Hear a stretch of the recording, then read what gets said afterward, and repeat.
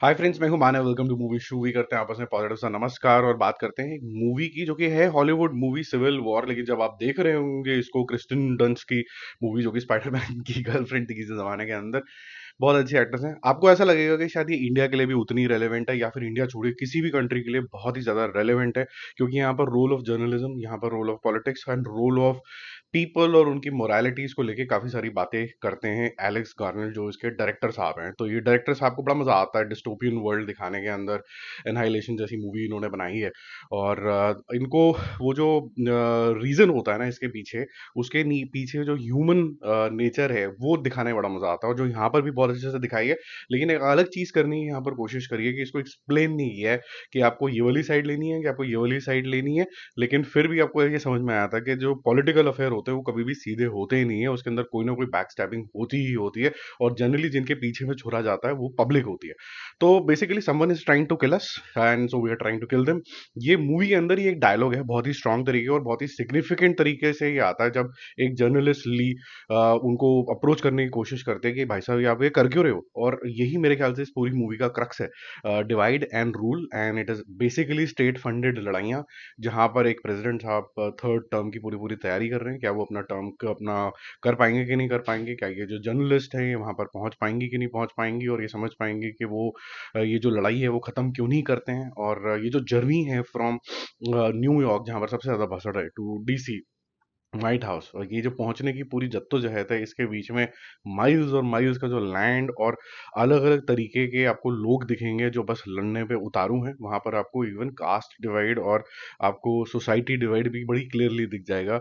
मतलब आप ये समझ जाएंगे कि इन वॉर्स के अंदर ज्यादातर नुकसान गरीबों का ही होता है, क्योंकि जो अमीर हैं वहां पर वो स्नाइपर्स लेके बैठे होंगे और उनकी सोफिस्टिकेटेड जनता तो यही बोलेगी I don't think anything is wrong. तो आप जब यहाँ का जर्नलिज्म सुनेंगे इंडिया का, तो वहां पर भी कुछ पॉइंट्स निकल के आते हैं जो यहाँ से भी बहुत ज्यादा मैच करेंगे। जो कुछ को लेफ्टिस्ट बोल दिया जाएगा, कुछ राइटिस्ट बोल दिया जाएगा, कोई ये बोल दिया जाएगा कि भाई ये तो लिबराडू है, ये है वो है।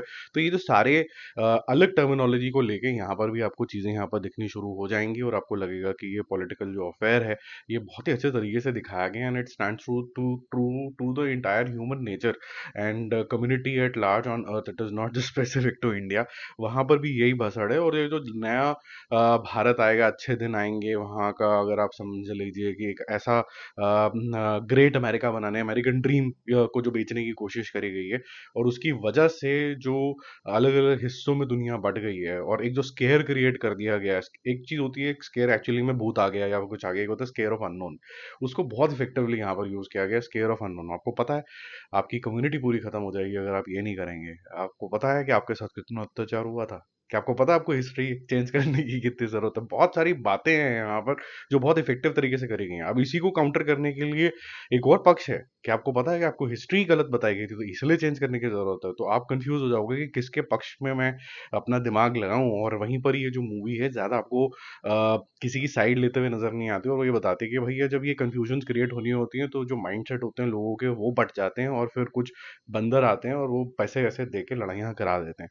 तो यहाँ पर एक और चीज मुझे इफेक्टिव लगी कि जिस तरीके से जर्नलिज्म के बारे में यहाँ पर बात हुई है, वहां पर मेरे को लगा कि मोरालिटीज और विजडम जो है वो टॉप टू बॉटम फ्लो होता है। तो जो ली का मेन कैरेक्टर है जो इस रोड जर्नी के ऊपर है, वो अपने साथ एक फोटोग्राफर भी ले रही है, एक सीनियर जर्नलिस्ट हैं जो थोड़े बुजुर्ग हैं, और एक फिर एक नई ज्वाइनी हुई है जो सीख रही है। और वो ये देखने की कोशिश कर रही है कि कौन सी फोटो जो है वो क्लिक कर जाएगी, लोगों के दिमाग में गहरा इम्पैक्ट डालेगी। तो कहीं ना कहीं दिमाग में सिचुएशन कम और मेरी पिक्चर कैसी होगी वैसे होगा, और वो क्या वो एंड तक विजडम लेके आ पाएगी कि नहीं आ पाएगी। ली यानी कि क्रिस्टन का जो कैरेक्टर है वो कितना अच्छे से उसको समझा पाएगा, और जब क्रिस्टन जो अपने डुबियस माइंड के अंदर होगी तो उसको उसके सीनियर से क्या एडवाइस मिलती है। तो ये काफी अच्छे तरीके से दिखाया जाता है। ओनली डाउन साइड इसके यहाँ पर जिस तरीके से दिखाया गया है कि जो मॉरल कंपस है जर्नलिस्ट का काफी राइट हो जाता है इवेंचुअली, लेकिन एक्चुअली क्या होता है वो मेरे ख्याल से तो नहीं होता। आजकल आप देख ही रहे हैं कि बस एक पक्ष दिखाते हैं, सारा पक्ष नहीं दिखता, और फिर वो कहीं ना कहीं कंट्री के अंदर ये भी जरूरी होता है कि ऑपोजिशन भी स्ट्रांग हो। कौन होगी ये भी नहीं पता, हमारे पास आंसर ही नहीं है इस चीज का, क्योंकि है ही नहीं कोई ढंग का स्ट्रांग बंदा। तो लेट्स सी क्या होता है इस हमारे देश के अंदर। तो बट उनके देश से कुछ सीखने को तो मिल सकता है। अगर आप जाएंगे सिविल सिविल वॉर, ये काफी ज्यादा आई ओपनर है। ये कोई बहुत ज्यादा पॉलिटिकल कोई मूवी नहीं है कि आप समझेंगे कि भाई पॉलिटिकल अफेयर इसके अंदर बहुत ज्यादा हो रहे हैं तो मैं फंस जाऊंगा उसके अंदर, ऐसा कुछ भी नहीं है। आप जब जाएंगे तो आप सिर्फ एक ह्यूमन बिहेवियर समझ के आएंगे, जिसकी वजह से मैं बोलूंगा राइटिंग बहुत स्ट्रांग है। डायरेक्शन तो ऑब्वियसली बहुत ज़्यादा अच्छी स्ट्रांग है ही, और बहुत लंबी मूवी भी नहीं है, 1.5 घंटे के आसपास की मूवी है। जो चीज़ यहाँ पर हल्की सी वीक लगी वो ये लगी कि एंड होते होते आपको ऑलमोस्ट एक हल्की सी डायरेक्शनली साइड मिल जाती है कि stay away from political people as far as possible. अगर उसको भी थोड़ा ओपन छोड़ दो तो और अच्छा होता। मेरा मूवी शूवी स्कोर इसके लिए रहेगा 4 आउट ऑफ 10, बिकॉज इवन जो एक्शन सीक्वेंसेस भी हैं, जो साउंड डिजाइन भी है, वो एकदम सडन तरीके से आता है जो आपको सरप्राइज करता है। और जो इसका नेचर ऑफ द मूवी भी है कि अचानक से कौन किससे क्यों लड़ पड़ेगा इन दिस वॉरफेयर, इतनी टेंशन सी क्रिएट हुई हुई है, इट्स लाइक अ कुकर की कब सीटी फट जाएगी, उस तरीके से ही इसको यूज किया गया है। सो वो शॉक वैल्यू उसमें काफी अच्छी है। Bye bye.